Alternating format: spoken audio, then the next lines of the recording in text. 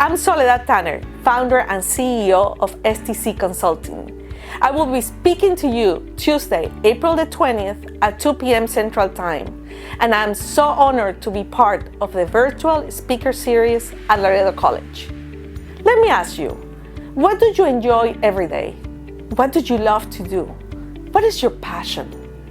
I will be sharing with you 10 tips on how you can turn this love into profit and why you should dream big but start small. You don't want to miss this. And also you will get the chance to win a prize. So don't forget to register. See you soon.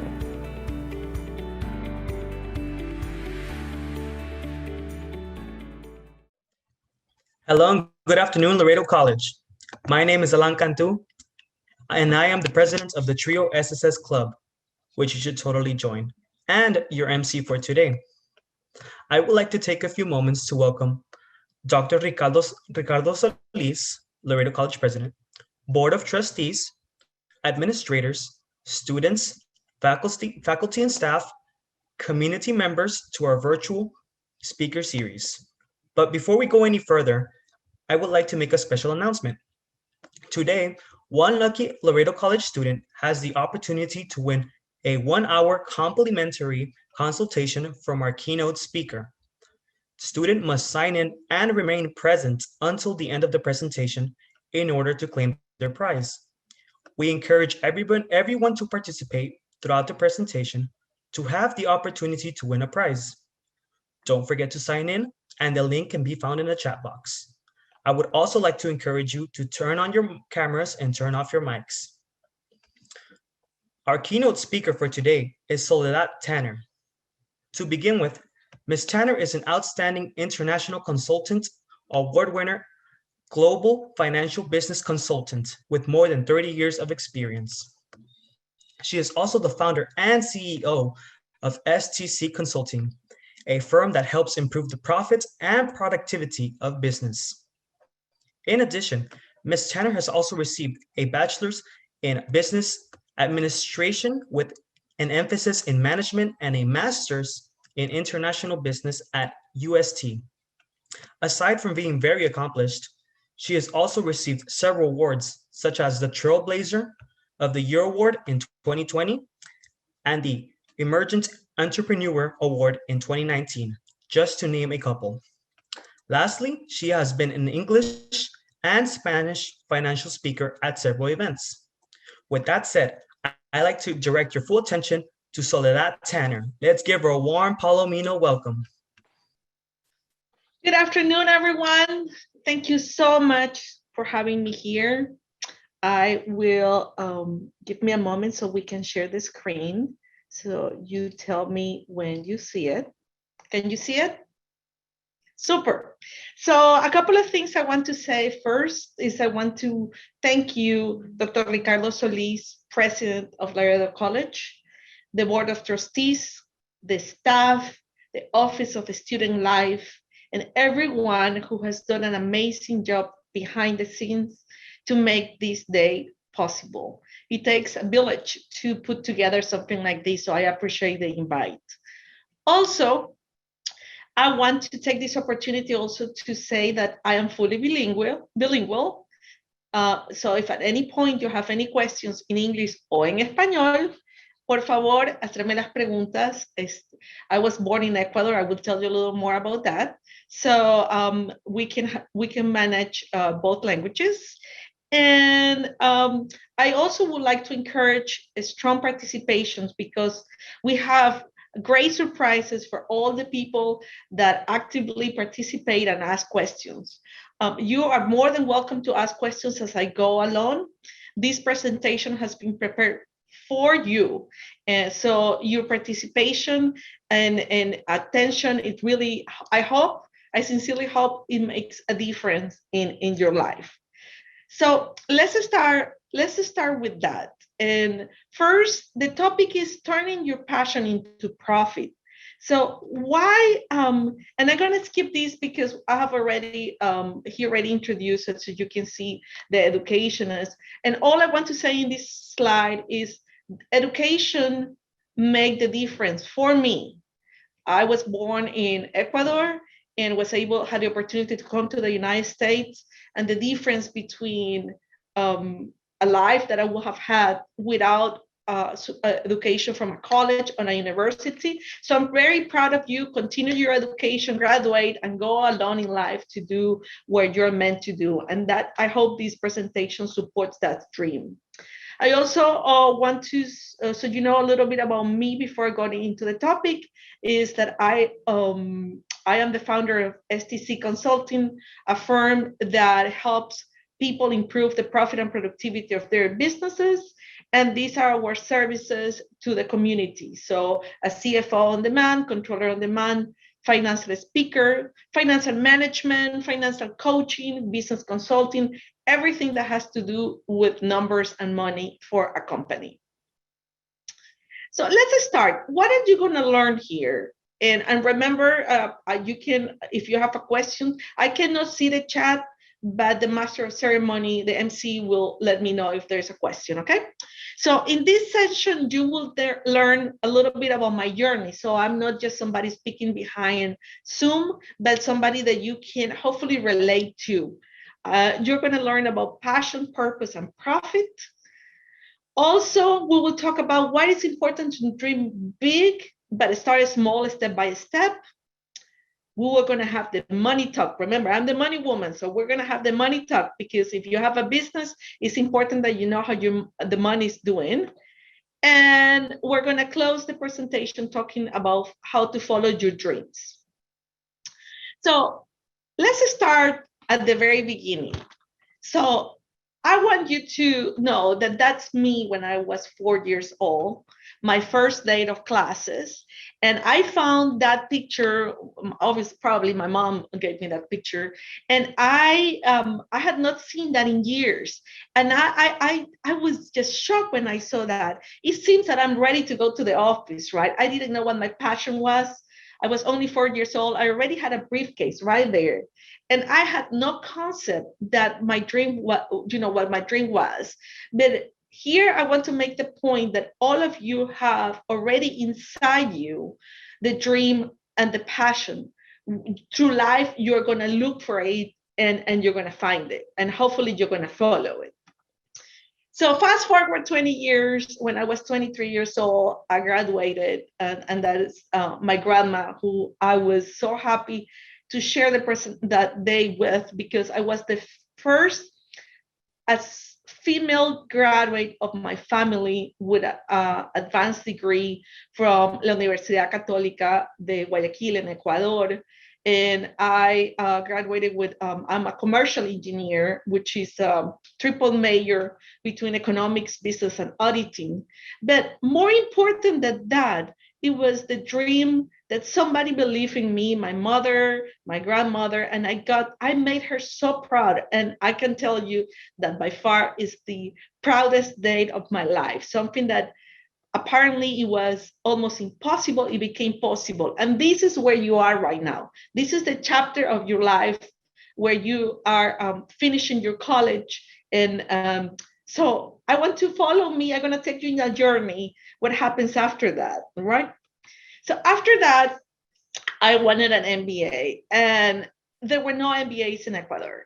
And I moved to the United States, and I was lucky enough that 7 years late, not lucky enough, lucky to come here, but after a lot of work in passing the TOEFL test and the GMAT test and a bunch of tests, I got admitted into University of St. Thomas here in Houston, and I achieved a Master of Business Administration. Here you can see a proud mother and my youngest brother.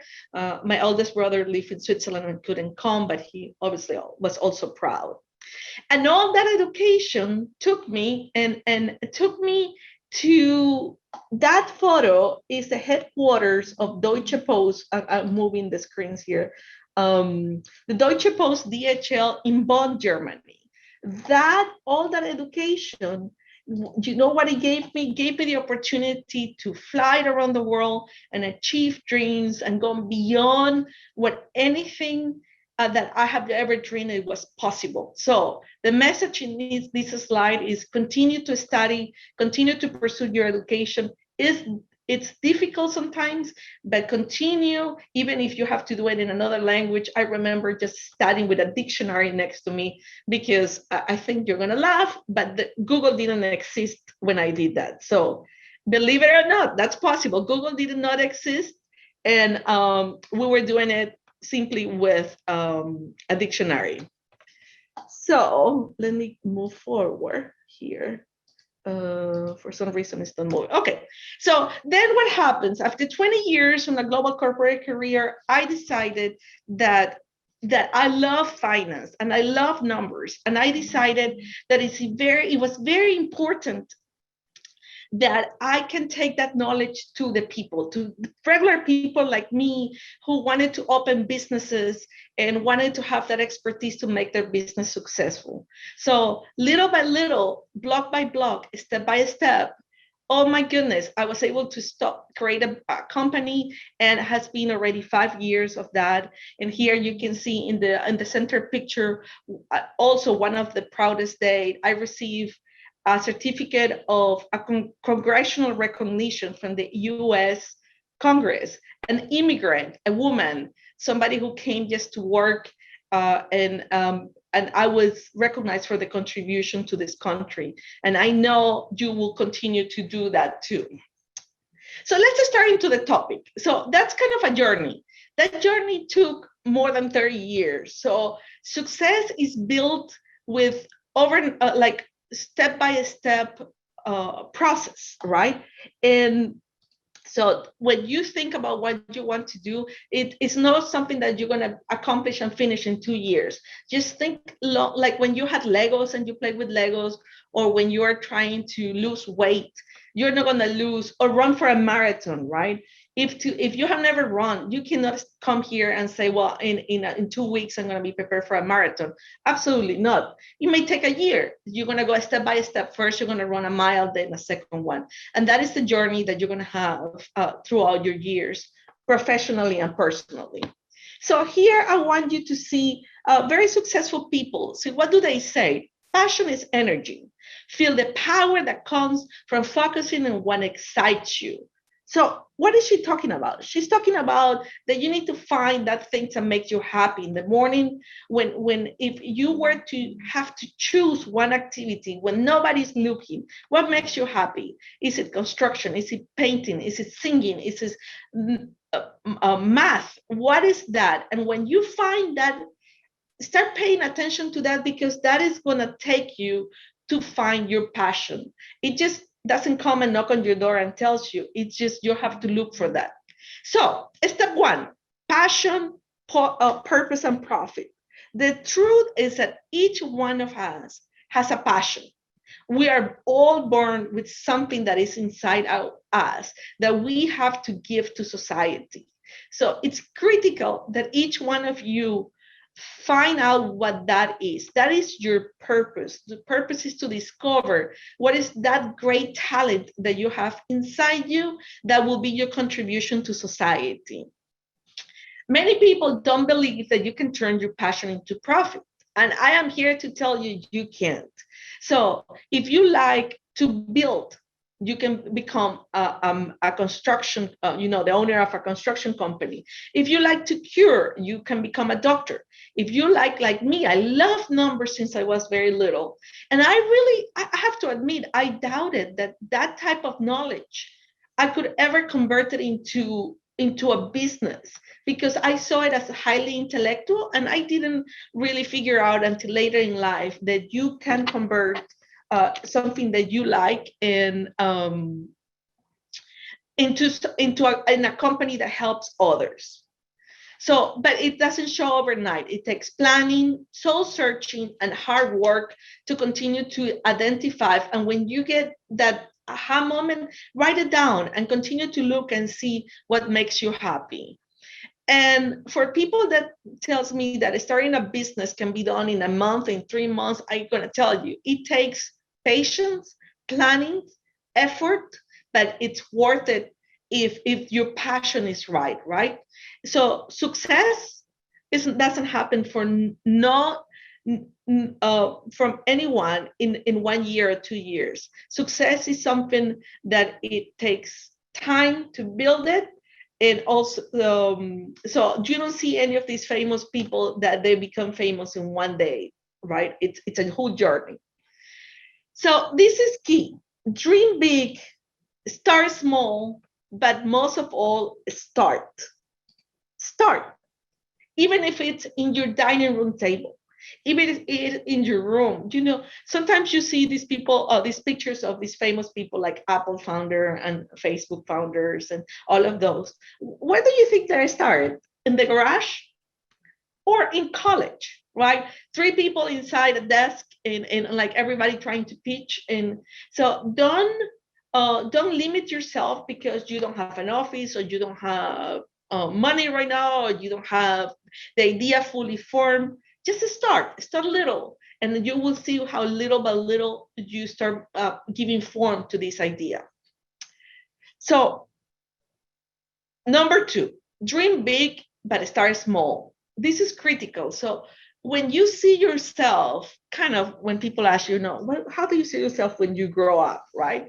You continue to evolve through life. And when you're 20, you think that people that are 30 are old, and when you're 30, you think that people that are 40 are old. But time will come, and so if you think big, so what if one day I am a doctor and I am the owner of a hospital and I can help all the people in my city?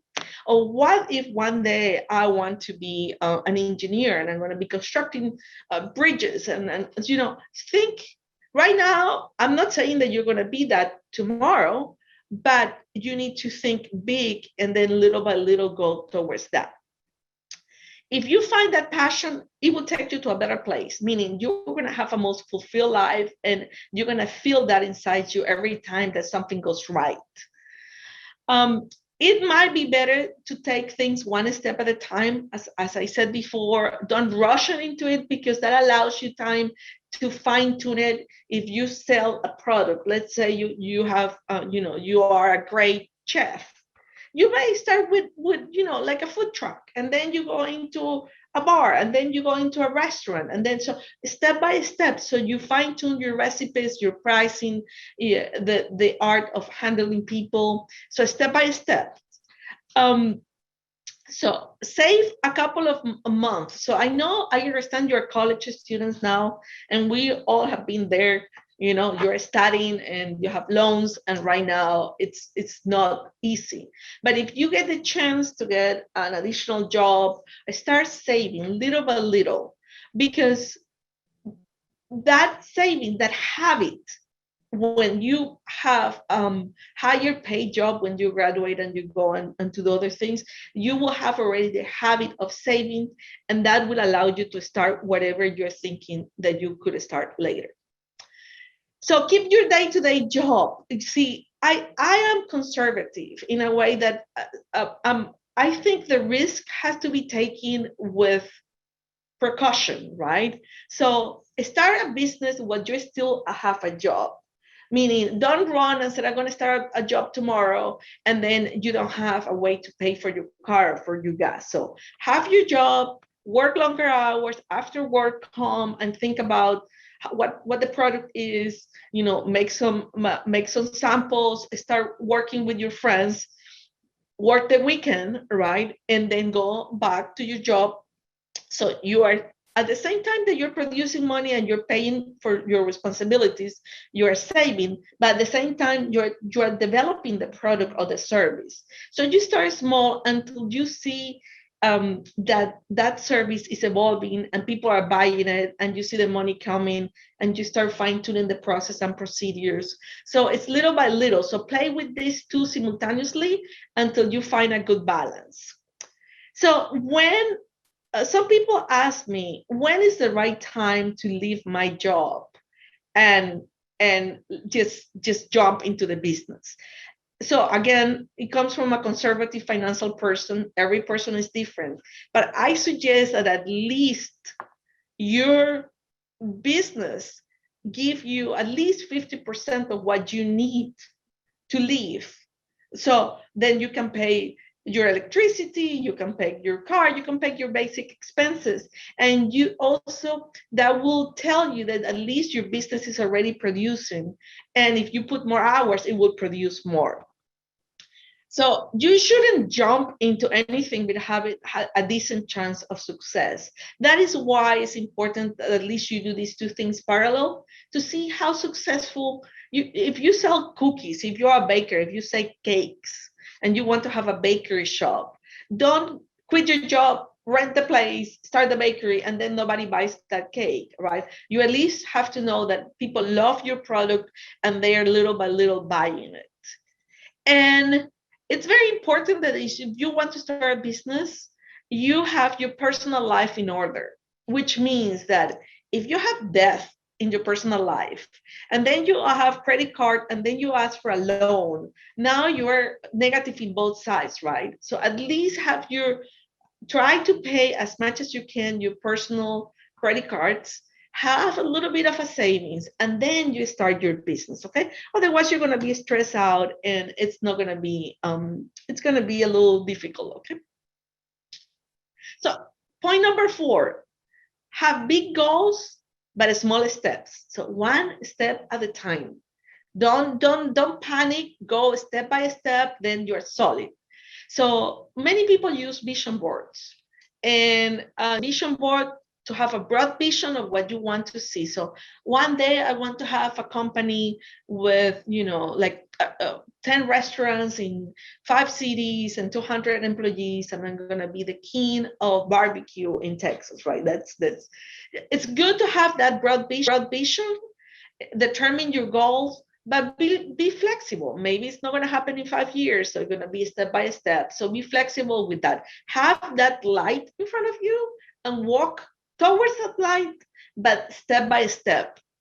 Keep the steps small and achievable. So if you tell me today, Soledad, you're going to have an office where you're going to have 500 employees, I get overwhelmed because I know it's too much. But what happens if I tell you, you know what, you're going to start with 5 employees, and then you're going to run to 10 and 15. So you said, okay, it feels more achievable. So you have to break down those big goals into smaller steps and start achieving one by one. That also gives you confidence. When you go like, yeah, I did it, it was okay, check, in the to-do list, then the next one, it's easier because your confidence has been boosted, right? Have a plan and put it in your calendar. Put it in your calendar is one of the number one things that will help you move forward. So if you said, I want to lose 2 pounds by the end of this month, put it in the calendar and look at it. Look at it. I have 15 days left. 10. It's not happening. So what else can I do, right? If you say, I want to develop, using the cake example, right? I want to at least sell 2 cakes this month. Then you're going to call 5 people, 10 people, and maybe out of the 10 people, 2 people will buy it. And then you will have a boost like, okay, I know how this works. So one step at a time. And develop a habit of let's take the same example of the cake. So the process, what is the process? You created a list of 10 people. You have the phone number, and you pick up the phone and start calling your friends, your neighbors, whatever, right? And then out of the 10, 2 people say, yes, I'm interested, I'm going to purchase. And then you go and you wrap it, you pack it, you put the label, you put the sticker, you put it in a refrigerator, and you deliver. Think of the process, because when you grow, you're going to have to repeat that process 100 times or 1,000 times. So as you are small, not only think of selling the cake by itself, but also what are the steps that need to be taken. So when you're bigger, this is a good experience for your client. I love this picture. Focus on your strengths. This is critical. We all have areas that we are great, and we all have areas that we are not so great.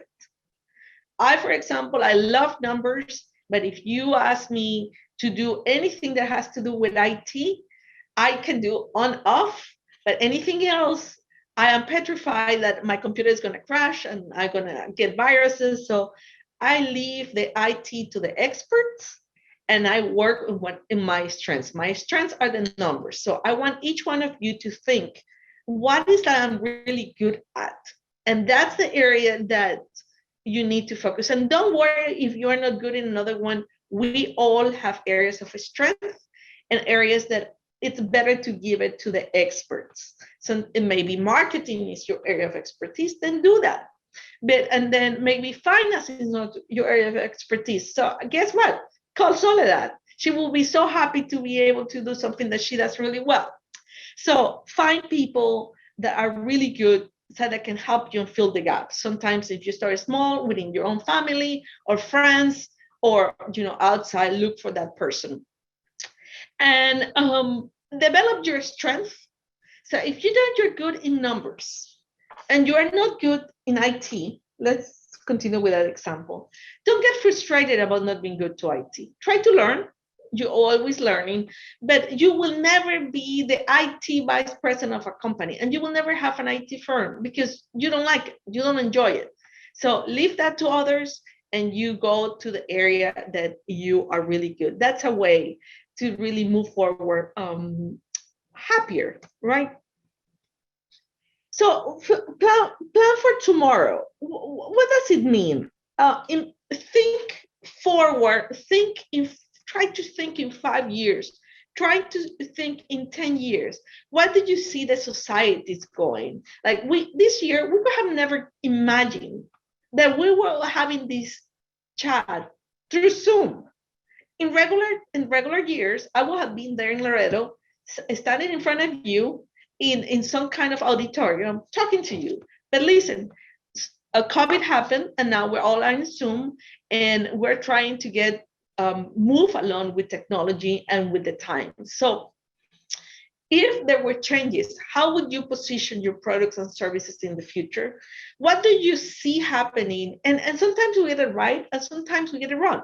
But think about not only about the today, how you're going to sell your product or service today, but also how will that be in the future? And start with confidence and grow your customer base little by little. That is key.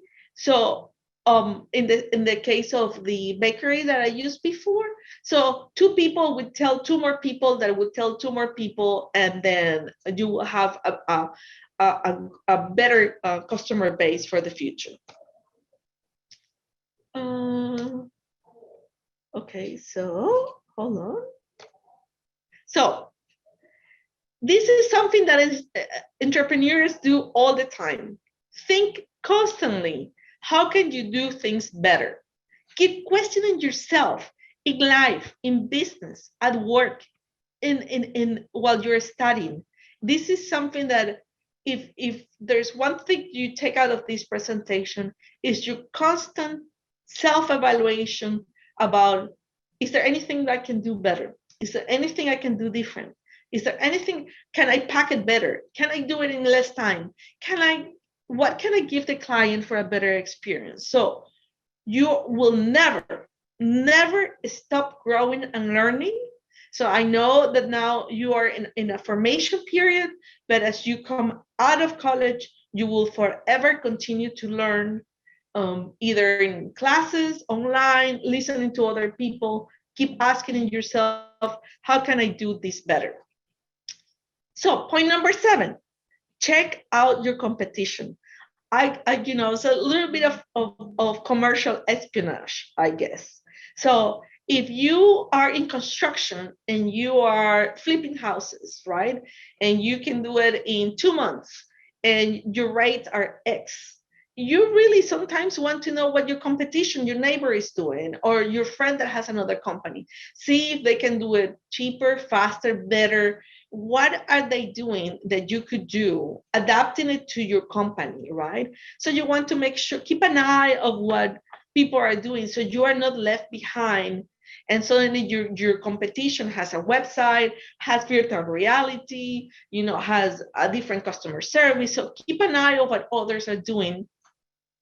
And analyzing the competition is important because allows you to adjust take correct strategic decision, and self-improve you over and over again, so your product and service continues to be relevant. Check what others are doing, but stay true to your brand. You and your product are unique. And you hear that all the time, but it's true. So you bring to the table a mix that nobody else brings it in your own way. It can be that you're bilingual. It can be that you're good with construction, but also with the interior design. It can be that you're good with electricity and you bring solar panels, with remodeling, with engineering. So whatever that combination is unique to you, and that is your value added proposition to the client. Stay authentic. Stay authentic is key. So doesn't matter, for example, in my case, I have an accent. I will always have an accent. I speak a little different. I eat a little different. It is who I am. And that Spanish and English makes me unique and different. So puedo cambiar al español, hablo inglés, regreso al español. Very few people in the finance, in the area I do, can do that. And that, which many years ago I was concerned that could be a problem, now has turned into be the best asset I have, that I can jump into 2 cultures and 2 languages. So find what makes you unique. Build your customer base of people that love what you do, so they keep coming for more and more and more, and they become your best marketing department because they tell somebody who tells somebody else.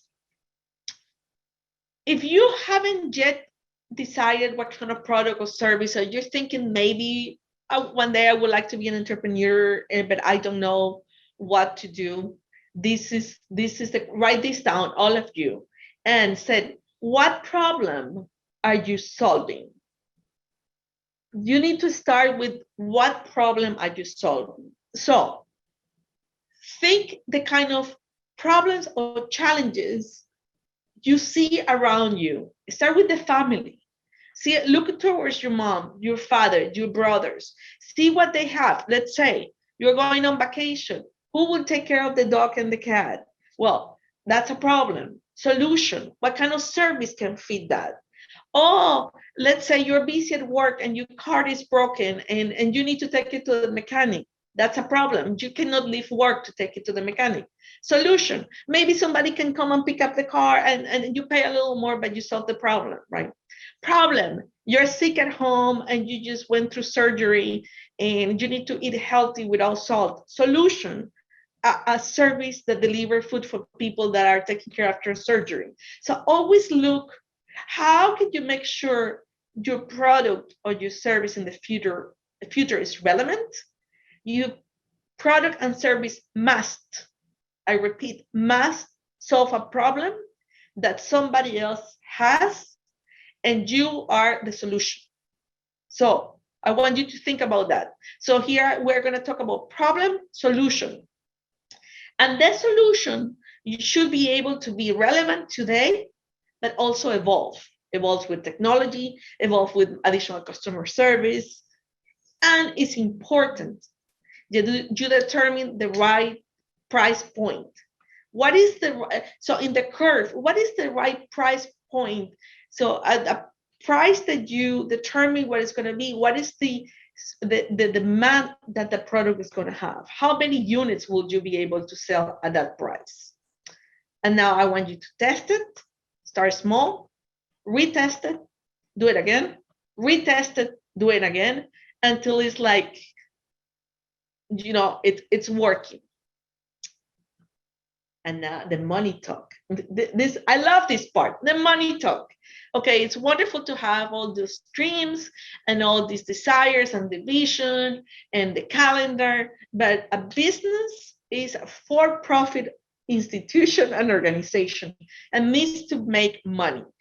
So get yourself familiar with the basic money terms that you need as a CEO, as a founder, as the owner of the idea, that you need to be aware so your business is profitable. So if you don't know, take a business class where you are right now. This is your chance to have at least a good concept, and never, never, never, never give this power to another person, even if you trust the other person, even if it's your brother, your wife, your sister, your cousin, because the other person, they can do it the best, to the best of their abilities, but I don't know how much they know. So it's your responsibility to get yourself educated and work with other people, but you are always going to be involved. Do not give that power away to anyone. It's your company, it's your idea, and you need to know at least the basic key element of the financials. So money is savings. You need to know how much you have. So you need to know how much that will last. You need to know about terms such as profit, revenue, and cost. So what is the difference between sales, income, revenue, cost, and what is the profit that you have every month for every product, for every quarter, for every year? You need to know if you're making money or not. You need also to get familiar with budgets and forecasts. So if you said, okay, today I can produce 10 units in a week, so I will be able to produce 50 in a month, and I will be able to produce 600 in a year. And that's my forecast. So we can get familiar with that exercise so you can plan forward for materials, money, people, all those things. Business plans. I don't know if some of you are in the business school and some of different schools, but people need to stop and start at least with a one-page business plan. So there are two types of business plans. A full-loaded business plan, that's the one that you present to the bank when you are asking for money so they can give you a loan. And there's another business plan that is presented to immigration when you want to have a visa for an investor visa to come into the United States. They're kind of similar. They have some requirements that we have to do it for immigration when people come from other countries. But there's also a one-page business plan that allows you to put 1, 2, 3, 1, 2, 3, 1, 2, 3. What is the mission? What are the key numbers? What is the service? So don't at least start with a one-page business plan.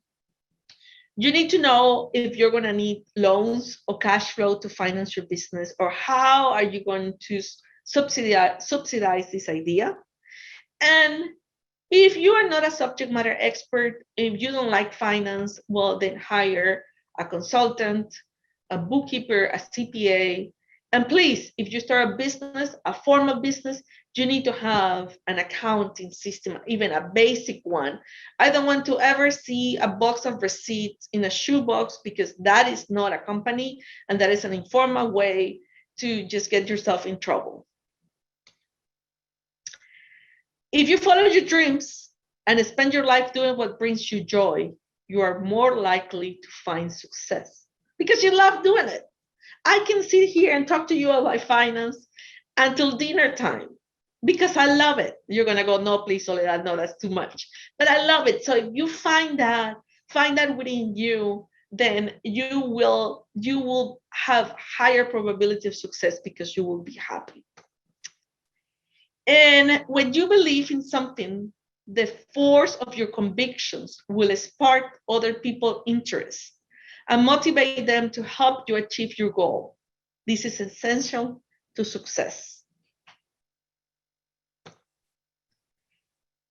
With this, it's 2:41. I want to end this presentation saying that financial knowledge gives you freedom. So please know your numbers. I would love to hear from you. Here's my social media. Please follow me in any of the social medias. I am in Instagram and Facebook and YouTube, etc.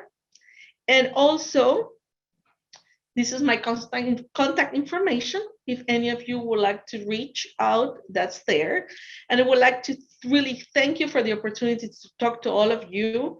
And we're going to go right now. I'm going to open the floor to questions and answers from all of you, and also some of the prizes. So thank you for listening to me. And I hope this was beneficial to all of you. Thank you.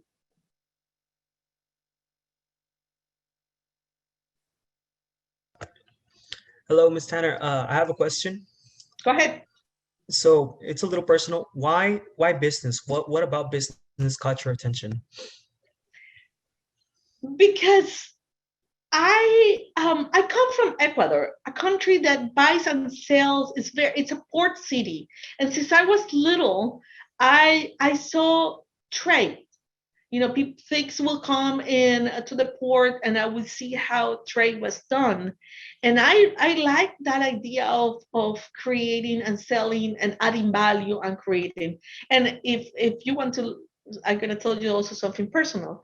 When I was a child, we will spend sometimes at the beach, right, during the summertime, and I will find special stones that I would sell to my brothers. I will say, hey, this is a special stone. Look, it's bigger than the rest and it has colors. And I would just come up with these ideas of value added proposition. So I find it's a way to deliver a solution to a problem. And I find that if you have the right product and sell it to the right client, it's a win-win situation for both sides.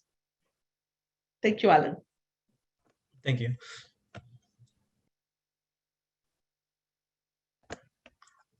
Since I have another question as well, what is your take? You mentioned to envision or to think on the future. What is your take on 5-year plans and 1-year plans? I like to have a macro vision where I'm heading. And I like the steps. So I'm going to tell you, for example, I'm working right now in always checking what comes next, right? So my macro vision is to be a global speaker of finance. I see myself in big arenas talking to women saying, let's start the business, let's do that. So what are the steps? And I see it in English and in Spanish, and I see it in the US and in Latin America, and I see books, and I see radio talks, and I see TV. But that is not going to happen tomorrow. So I break it down step by step. So I am like 1, 2, 3, 1, 2, 3. In order to get to the book, I can start writing blogs. In order to get to talking to a big group, I can start with small companies. So I like the methodical approach of 1, 2, 3 because I find them achievable. I don't get overwhelmed, and I also have a direction. I have a north. Thank you. Thank you, Alan. I have a question. Go ahead. Okay. So I know, like, during the pandemic, lots of small and local businesses had to shut down due to the changes in the pandemic. So I wanted to know, what advice and tips would you give to these small businesses so they could stay active during these changes? Love the question. What was the number one question? What is the number one lesson learned in the pandemic? I'm going to tell you something. People that were handling their business in an informal way, meaning one account for personal and businesses, not having a good accounting system, just handling their business with the balance of the bank account. When the pandemic hit, they were in trouble, not knowing who owes money and not being on top of the collection. That was in trouble because the economy became smaller and everybody was holding cash, right? So people that didn't have right billing practices and people that didn't have no clue of where they were. So the biggest lesson is, if you have a business, you need to be serious and formal about a business, meaning you need to have an accounting system. You cannot go a full year without not knowing where you are standing at. And finance is not only about how can you decrease your taxes. When people ask me, how can I decrease my taxes? That's one of the I would say the second most common question. I said, how can you do that? Be organized and have monthly meetings and weekly meetings, and let's review your numbers, because if you know your numbers, then you can make corrections and you can have a more efficient company that will allow you to have a bigger profit and will allow you to pay the right amount of taxes for your size. So stay organized. And Amber, thank you. Miss Barra, we're going to give a giveaway for Amber. Would you please, we're going to get a prize. So for Amber Cisneros, please, they're writing your name over there, okay? Thank you for asking. Thank you. Ms. Tanner, we have a question from the chat. They say, do you have any book recommendations for success and or inspiration? See, I when I was in college, yes. When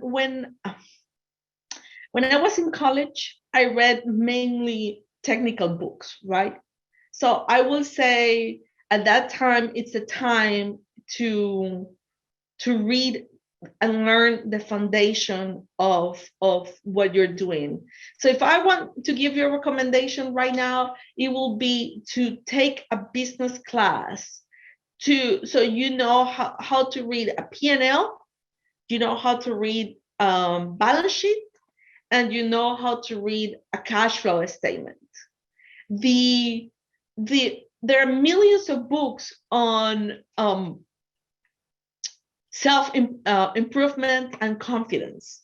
But I think once you have your core knowledge, then the rest comes on top of that. So for today, I will say stay within learning the basic of finance. For either if you're going to become a doctor, a lawyer, a firefighter, you can have a small business, start with that. And if I don't have the name of the person that asked that question, but we're going to give, if you can write it down, Alan, and we can give that person also a giveaway. Thank you for participating. Hi, ma'am. I would like to ask you a question. Who is this? America. America. America Gonzalez. Hi, hola.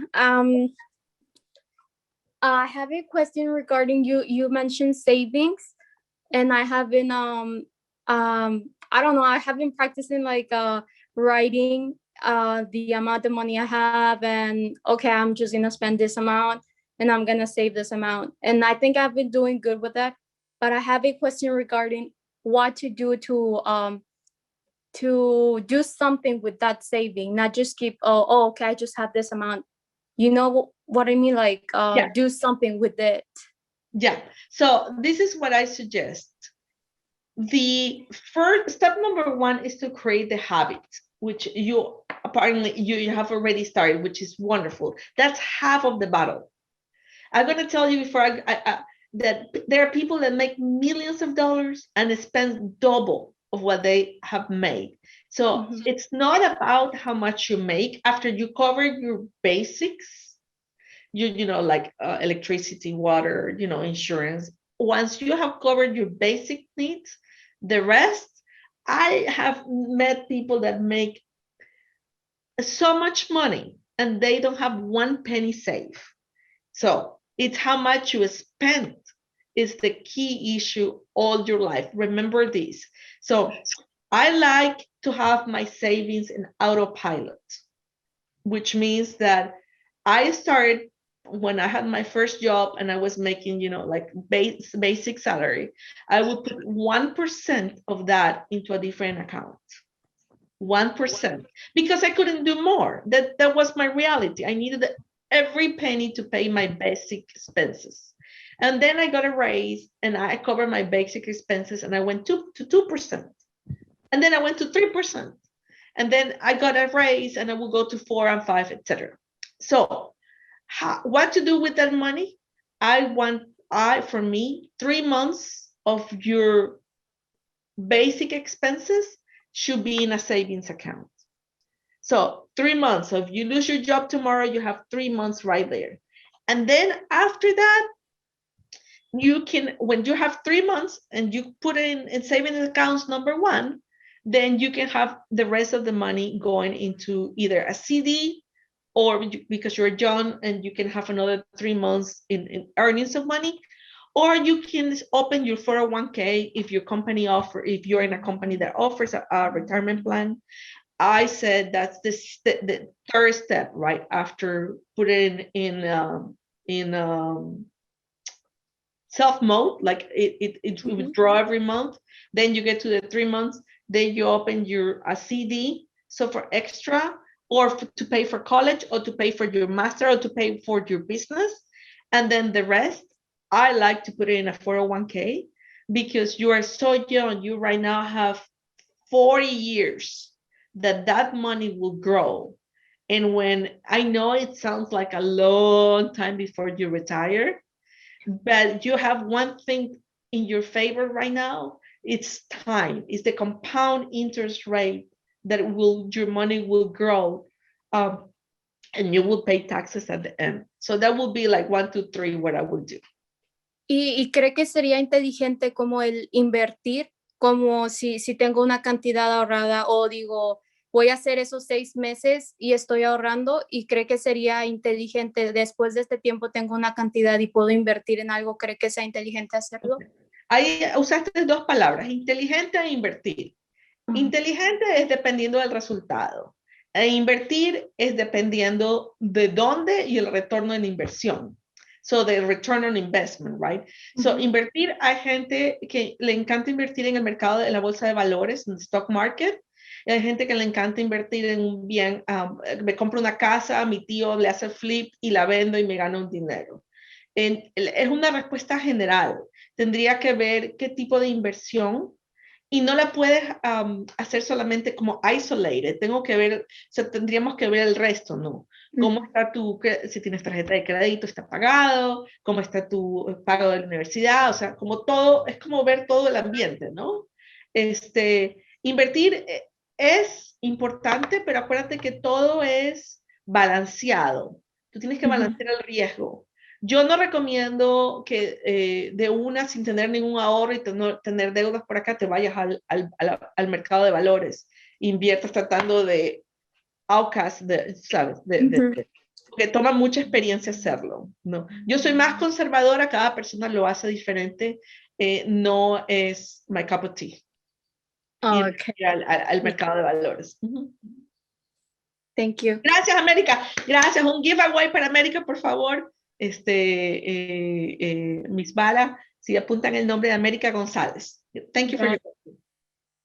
Ms. Tanner, we have Jesus Torres has raised his hand. I don't know if he can turn on his mic or Hola, camera. Jesús. Hay sí una manito por ahí. Y Yulisa también, después veo una mano por ahí. Hola, Jesús. Lo que pasa es que estoy aquí trabajando, no tengo poquito tiempo, nomás que quería tener una pregunta para usted. Dime. Por ejemplo, si uno ya tiene su compañía, Sí.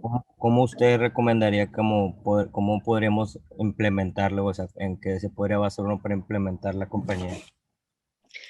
Repíteme la pregunta. ¿Cómo podrías implementar qué cosa en la compañía? Como por ejemplo, ¿cómo se puede buscar como unas mejorías en la compañía?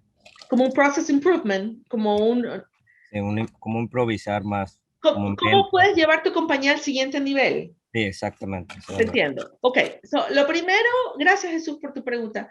Lo primero, y también la recibo constantemente. Lo primero, ¿cómo puedes llevar tu compañía al siguiente nivel? Lo primero es saber si tu compañía es una compañía. Si tienes un DBA, un Doing Business As, o que vas a la corte y por $10 tienes un papel que dice que Jesús Torres está vendiendo ladrillos en el nombre de, Jesús Brick or something. Eso es tú como persona independiente con un nombre comercial. Lo primero es, tienes una estructura de compañía, es decir, tienes un LLC o tienes un Corp. Un LLC es un Limited Liability Corporation, tener como decir el esqueleto, la estructura, ¿no? LLC. Sí. ¿Quiénes son los dueños? ¿Eres tú y tu familia? ¿Eres tú solo? Entonces, tener quiénes son los representantes de la compañía.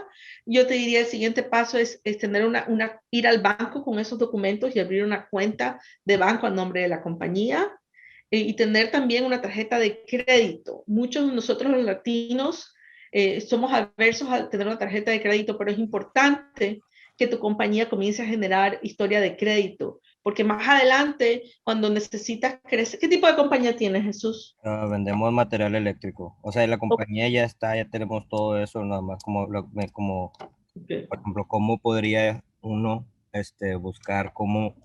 buscar mejorías en cómo hay algún tipo de... Claro. cómo ¿Tienes buscar un tus mecanismo. números en contabilidad? ¿Tienes un QuickBooks? Sí, ya tenemos Okay. todo eso, pero yo me encargo de unas operaciones y mi esposa se encarga de contabilidad. Ok, entonces la sugerencia que yo tengo es que tú, tu esposa, y si quieres, después hablamos fuera de esta llamada, sentarse y revisar. ¿Te acuerdas lo que dije en una de las hojas como hace 10 minutos, diciendo que es importante que todos los dueños de la compañía revisemos los números y no dejarse solamente a la esposa o al esposo o a la tía, sino que todos juntos revisemos cómo van las ventas, cómo van los gastos, cómo están en comparación a lo que hicimos el año pasado, en qué podemos ayudar, cuántos clientes tenemos, estamos cobrando correctamente. Entonces, es hacer un análisis, una reunión, ver un análisis de las tendencias que estás haciendo y descubrir en qué áreas se puede mejorar, ya sea en facturación, en cobranza, en gastos, en profit margin, en personal. Entonces, habría que hacerlo dependiendo de qué áreas presentan oportunidades para ti. Ok. Muchas gracias. Ahí tienes mi información de contacto y si quieres hablamos después. Muchas gracias, Jesús, Sí, por la claro que sí. pregunta. Gracias. Y por favor, mis paras, si le pueden dar, apuntar a Jesús Torres y darle un giveaway, un prize por su participación.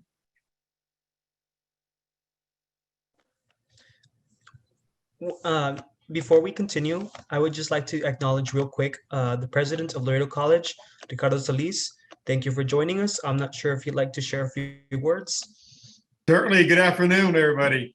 Hola, mi estimada Soledad. Hola, hola, hola, Dr. Solis, Es un un gusto. Muchas placer gracias. y un orgullo tenerte aquí en nuestra reunión con los estudiantes que realmente se merecen tus buenas opiniones, toda tu energía en cómo poder empezar un negocio. Y estamos muy agradecidos por lo visto, está muy concurrido este evento. It seems to be a lot of people very interested in Soledad. You're an old friend with an extremely amount of knowledge and wisdom and how to start a business. And I know you're doing a great job here. And from the questions, certainly, we definitely need to start another session of this. I notice that many students have ideas that they want to know how can they bring that idea to a business, how to propose it, how to start it. I think that seems to be the big question. And I know it's a very lengthy one, but I know are doing some very good suggestions on how to begin that process. Yeah. Thank you so much, Ricardo, por la oportunidad. Me encanta. Y creo que el hecho que lo podemos hacer en los dos idiomas y que estamos en la edad de la formación de las ideas, ¿no? Que el college es un centro donde las ideas se forman y formamos al personal a los nuevos ejecutivos del mañana. Así que en lo que yo pueda ayudar estoy a las órdenes. Súper orgullosa de estar aquí y gracias nuevamente por tu apoyo y tu confianza. Muchas gracias. Un placer. No, we are very honored to have somebody of your caliber. Every student, just so you know, Ms. Soledad Tanner, she has an incredible background in global trade, in logistics and transportation. And with that experience, she was working all over the planet, especially in Europe and in Latin America, and was able to help and assist small businesses in how to flourish and how to distribute their products. So the knowledge that she brings over is an incredible opportunity for you all to learn and how to use that at a different level for a small business in Laredo, especially. Yes, and I was in Laredo many years ago when I was with the company. I was there to check the clearing points in both sides of the border. So I remember Laredo, great food. So hopefully one time I can go and visit all of you at the college in hopefully in the near future. Thank you. Thank Looking forward. Thank you, everybody. And Thank you. Alan, I'll let y'all take over. Ms. Vara. Yes, Thank sir. you. Thank you. Ms. Tanner, there's one more question. ahead. Well, there's a few, but Yeah, go ahead. so we can continue with the raffle right after. I've seen this one twice. Do you have any advice to sell a service on physical learning, for example, martial arts? How to sell it? Yes, sell a service on Well, physical. Mhm. you know, I sell a service. So the service, services are sold, well, first they need to have a good offering for different levels. So you have kids or women or men and good hours. I would suggest to this person that asked to see what the competition is doing, how they're pricing the packages. So are they charging by 5 classes, 10 classes, 15 classes? Are they doing family packages where mom, dad, and the kids can come, right? So see the pricing structure of the competition and the neighborhood that they want to put this service to. And also I recommend when they market this, they do it with videos. You know, you're younger, everything now happens with 30 seconds videos. So it's great. What will knowing martial arts will give me as a user of that? Will that give me confidence? Will discipline, self-defense? So let's look for the known value added benefits to learning that, to offer the right packaging and offer the right pricing for those packages. Thank you. I'm not sure if you want to continue. Sorry. Sorry, go ahead. I was Yeah, just go going to ahead. ask Ms. Tanner. Yeah. I'm not sure if you want to continue with the raffle and then go back to questions or continue with questions. I saw Lisa Limata. I think she wanted to ask a question. Let's do one more and do the raffle. Okay, thank you so much. Yeah, I saw your little, okay, go ahead. Sorry, good afternoon, Ms. Tanner. I had a question related to businesses, and I have a small business myself where I sell Western apparel, and I have a lot of clients, returning customers and everything, but I have zero engagement in my social media. And I know social media does help a lot. So I wanted to ask, like, how do you market your business? Like, which tactics have been like most successful in your point of view? So tell me again, the conversation broke. What kind of product or service you sell? Western apparel. Western apparel. Okay. So who is your client? Describe your client to me. How old and what gender? Teenagers ages, basically it's ages 3 and up, ranging to 35 years old. That's basically what I've seen. My age rate has been like with my business, and people that attend rodeos, cowgirls, like that's my main target. Mm-hmm. And I do get customers and everything, but I have zero engagement, which for me, in my personal opinion, in my how I see it, it's kind of a big problem, because how can people trust my business when there's zero engagement? Okay, so let's talk about social media. Okay. There, like you have obviously YouTube, LinkedIn, Facebook, Instagram, you know, TikTok, all kind of things, right? Yes, ma'am. So not all medias are for all products and all people, right? Yes, ma'am. So if you want to target a young, fresh clientele, probably you will look for this, like I will imagine Instagram. So what is the target? What is the target? Who will buy your product? And then when the person, let's say, oh, it's mothers that so let's say you choose Instagram for that. Well, you can do a little promotion on Instagram. So people when they go and pay, you can say, okay, we're doing a raffle of, I don't know, a blouse, this, just a set of earrings this month. Whoever submits something in social media, picture of your new blouse, when you buy it, if you wear it and if you take a picture, and you can win, ABC, right? Whatever that is. So you cannot force people, but there is so much social media that you have to give something in exchange. So what is that something? And if you want to do a little prize, or this month we're going to select the client of the month, or we're going to do a custom shirt for somebody. So give me something in exchange of my time to you. Oh, okay. No, yes, that makes it so much sense. Yes, no, thank you. Okay, thank you, Miss Lee. Another giveaway for you. Thank you, Ms. Tanner. Have a great day. The same. So I was told one more question by Yulisa Leo. I'm not sure if she can turn on your cam. Yes, I have a question. It's a bit personal too. What do you think the highlight of your career has been? Haz de cuenta, yo trabajo para unos venezolanos, ¿verdad? Okay. Y después de todo lo que sucedió allá en Venezuela, logró ella venirse a los Estados Unidos con sus papás, que aún así están con todo lo de la inmigración. ¿Cómo se llama? Y aprovechó la doctora, y es una doctora ahora. Usted viniendo de Ecuador, sí. ¿Qué se le hace a usted que ha sido la más gran cosa de su carrera y todas esas cosas? ¿Quieres que la verdad? Sí, por favor. El día que me gradué. ¿Y por qué es eso? ¿Es porque sus papás pudieron, o su mamá más bien pudo ver todo, o porque, no. ¿Por qué piensa usted eso? No, porque cuando yo estaba en tercer año de la universidad, mi papá falleció y I became the breadwinner y mis probabilidades de graduarme eran 0. Mis probabilidades de seguir pagando la universidad eran 0.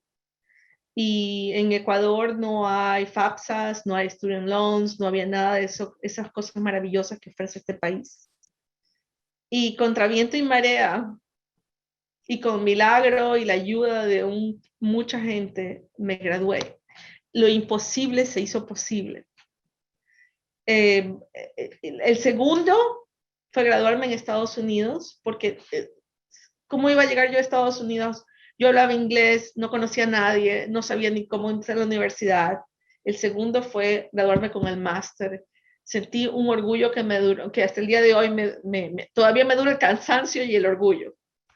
Y el tercero fue cuando me pidieron que fuera a Alemania, a Germany, y trabajé en el departamento de finanzas, como el doctor Solís dijo, cuando yo lo conocí a él, yo estaba viajando alrededor del mundo, fue un global finance person, y tuve que representar a la compañía no solamente en Alemania, sino en India, y era la única latina, la única mujer, y ahí es donde me di cuenta que el conocimiento sólido y el trabajo bien hecho y la integridad eran vitales, y que tarde o temprano el mundo te da vueltas, y si tú sigues luchando y you don't give up, it's going to come to you. Of course. Thank you so much. That was like pretty much your strength and motivation. Thank you. You're welcome. Thank you, Yulisa. Gracias. Y creo que todavía tenemos giveaways o otro para ti, Yulisa. Gracias por preguntar. Thank you, Ms. Tanner. We can continue to the raffle. Super. Are you guys ready? I know Ms. Vara's getting that ready. Tenemos una sorpresita por ahí. Ms. Vara, take it away and spin that wheel. Yay! I like that. Let's see who's our lucky winner. And the winner is Tanya Carpenter. Tanya, ¿estás ahí? Are you there? Tanya, make sure to turn on your camera or mic. Let us know you're here. Are you here, Tanya? Going once, Tanya? I don't see her, and let's see full screen. I'm right here. Yay! Okay. ¿Dónde está? Hi, I'm right here. Thank you. Wow, this is such an honor. Tania, Awesome. ¿dónde está? No creo que no la veo. No, está apagada la cámara. Ok. So, Miss Vara va a coordinar y nos va a pasar la información Yes, you have an hour of all of me. Great. So use it however you want. All right. I have a couple of questions. But not right now. Oh, okay. that was good, but not right now. We will, we end the presentation here. If anybody has any other question, we can answer, but then I have an hour outside this time just for you. Okay, sounds good. Okay? Now, before we go, or get back to questions, depending on our what's called keynote speaker, I would like to encourage you to join the Growing Your Dreams Budget Workshop on April 27th, and you will also have the opportunity to win a prize. Don't wait and register today. And like I said, it's what would you like to do, Ms. Tanner? We can either get... Yeah, I would like to tell all of you that like we did today, this presentation is really meant for all of you, and I hope to inspire all of you that it's possible, that I am an immigrant from a country that when I arrived here, nobody knew where even my country was, and I will have an accent forever, and I have no family here, and it's possible. It's possible. Just continue, graduate, and continue and find your passion. The world is waiting for the gift that you have inside you. So do not stop. Thank you. And I see you next Tuesday at 2 p.m. See, you're gonna, after that, you're gonna love budgets for the rest of your life. Thank you, Ms. Tanner, for that very informative and interesting presentation. Thank you all who joined us today. So are we still going to do questions, Ms. Tanner, or you decide, Ms. Tanner? Yeah, if there are questions, I answer them. Yes. Okay, awesome. Then let me see which ones I can find, because there's a couple. Rafael Dueñas, raise a hand. I see here. Go ahead, Rafael. Hola, Rafael. Unmute yourself. Yeah. There we go. It's going to have to be unmuted by the host. Thank you, first of all, Ms. Soledad Tanner, for taking the time. Very, very informative presentation. So, yo pude aprender de las malas prácticas que he tenido. Yeah. I realized everything I've been doing wrong. I launched my first business in logistics and transportation in 2019, right before the pandemic hit. Obviously, I didn't prepare for tax season. So when the invoice came for $3,000 to $5,000, I was like, dang, I need a loan. Después invertí en una pizzeria in Austin. The managing partner ended up staying with the investment. So I have a lawsuit on the go right now. And I currently have another investment in the service industry, which is in the nightlife industry, which that one's going pretty well. Everything has been progressing pretty fast to the point where I haven't even had an accountant working for me or anything of that sort. What would you say is one of your strongest recommendations to implement right now? You need to hire an accountant. So there are two. Okay, let me tell you about this. So you can have a bookkeeper and an accountant.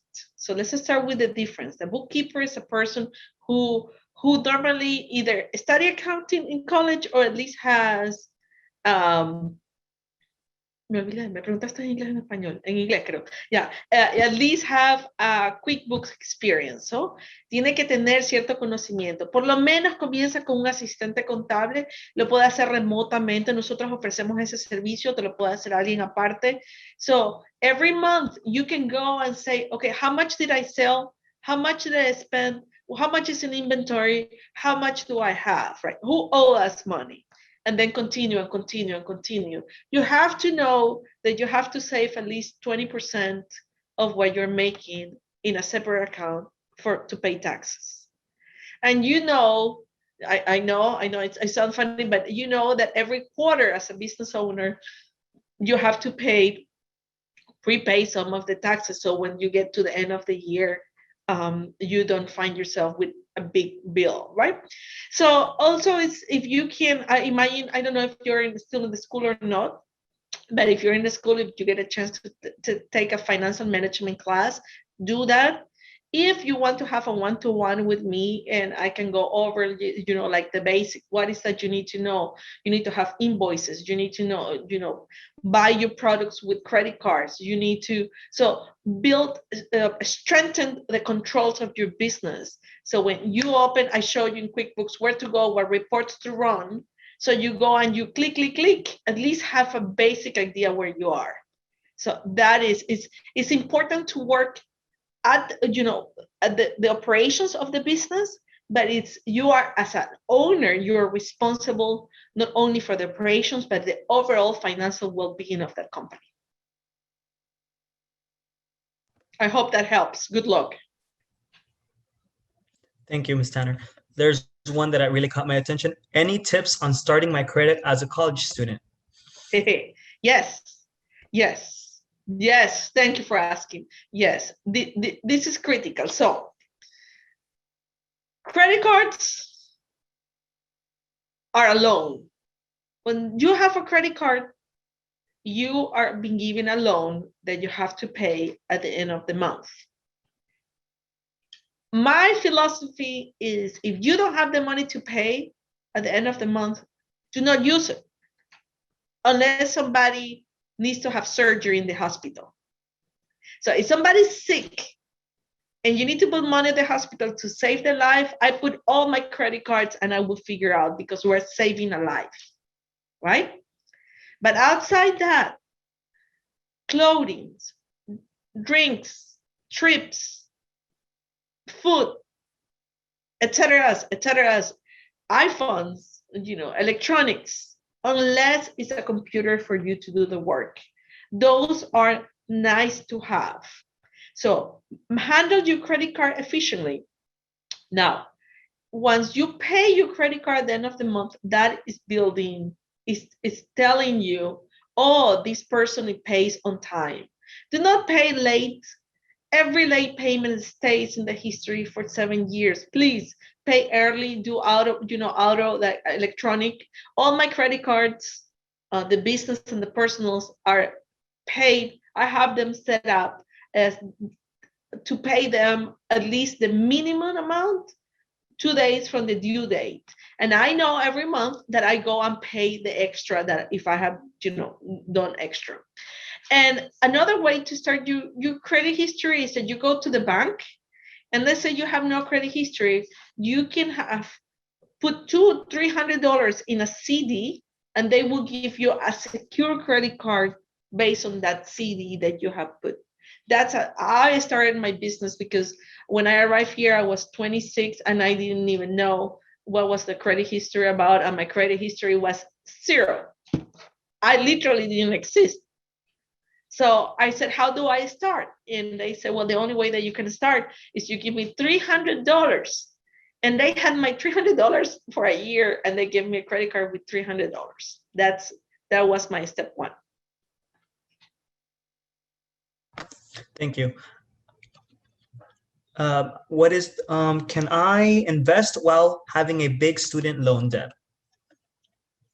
Ask me again. Can I invest while having a student loan?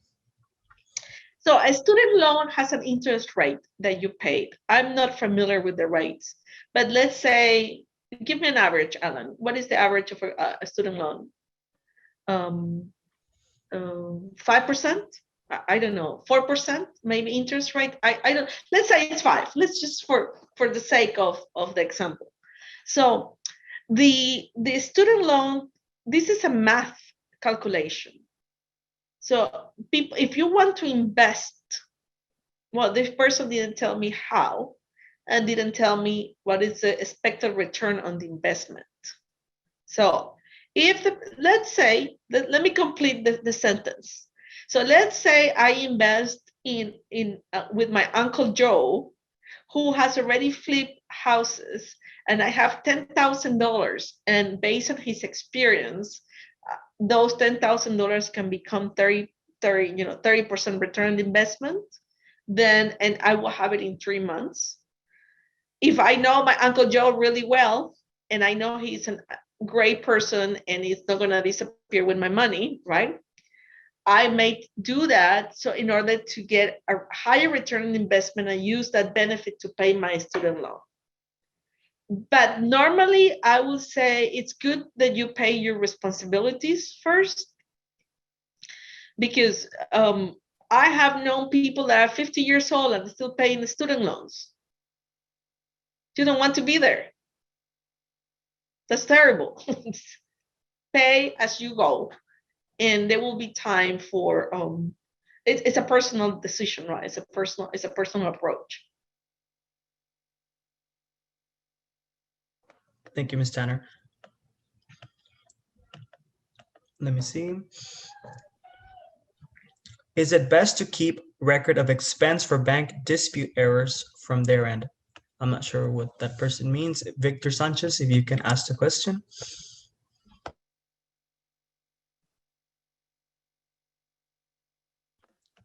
I don't know if Victor is there, but I recommend that everybody should review their bank statements every month. So as a matter of fact, I check them almost every week. I go to the bank and I look the last month's transaction really quickly. It takes a minute. And I know what restaurants I've eaten. I know if I put gas or not. So maybe in 3 weeks I will forget. But if I do it this week, I remember when I was yesterday. Sometimes I don't, but then I go back to my calendar, right?